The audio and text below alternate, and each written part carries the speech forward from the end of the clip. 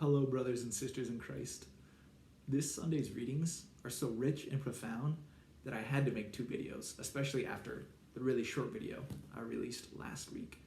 So this video talks about the first reading, and the other video talks about the gospel. Watch one or both as the Spirit compels you. Our first reading this Sunday from the book of Genesis tells the story of the sacrifice of Isaac. God comes to Abraham and he tells him to sacrifice his son, Isaac. Now, at that level, this would seem a terrible, cruel story. What father would sacrifice his son?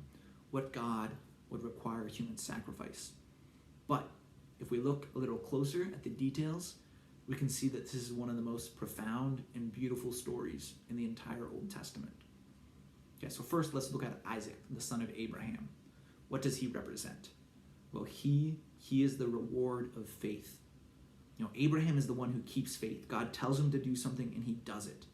God promises rewards for Abraham, and Abraham, he attains those rewards. And so, what is the challenge about Isaac? Well, God tells Abraham that he's going to have a son, and this son is going to have a great number of descendants. There's going to be a royal kingdom that comes from him, and this son, his descendants, will be a blessing for all nations. And Abraham has to do just one thing. He has to circumcise himself. And so God, he comes to this old man and says, you're going to conceive, but first, I want you to circumcise yourself.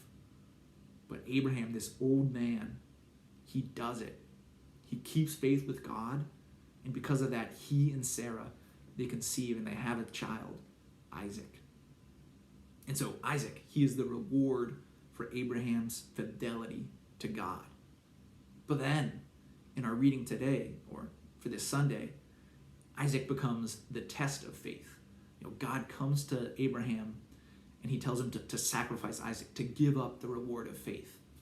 And so that the test then is Abraham's faith based on the reward, or is Abraham faithful even if the reward is taken away?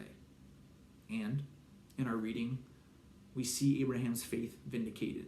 He surrenders the reward, and he just has faith in God. So that's the first level at which we can examine this idea of human sacrifice.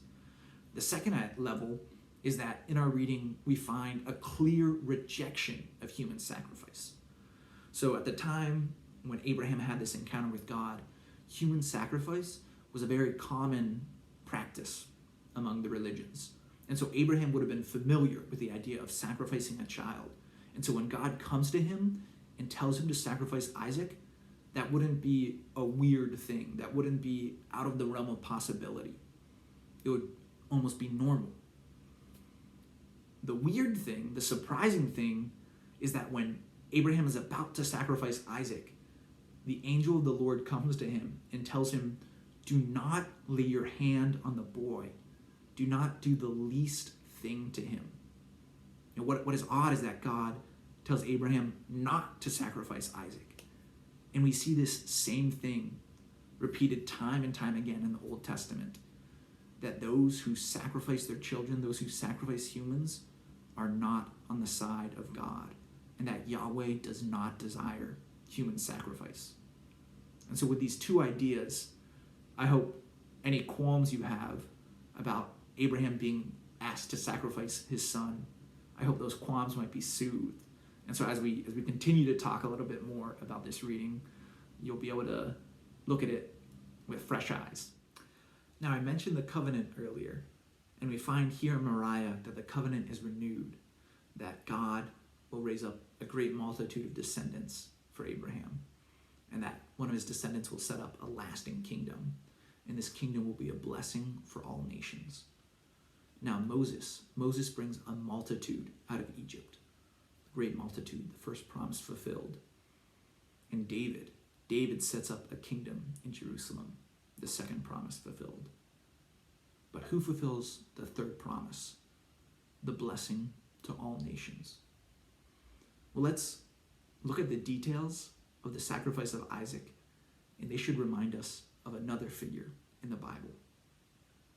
So Isaac, he's called the beloved son. And then he and Abraham, they travel to the land of Moriah. And 2 Chronicles tells us that Moriah is the mountain on which the temple of Jerusalem is built. And they draw near to Moriah, riding on a donkey. And then Isaac, he carries the wood on which he's to be sacrificed up the mountain. And Isaac, he's strong enough to carry enough wood to burn a human body. And Abraham's in his 90s. I think the only way that Isaac is being sacrificed is if he lets Abraham kill him. And so Isaac, he's the beloved son who draws near to Jerusalem on a donkey.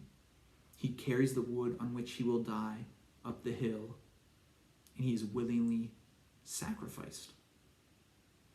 We see that Isaac prefigures Jesus, that just as Isaac did all these things, so will these things happen in the life of Jesus.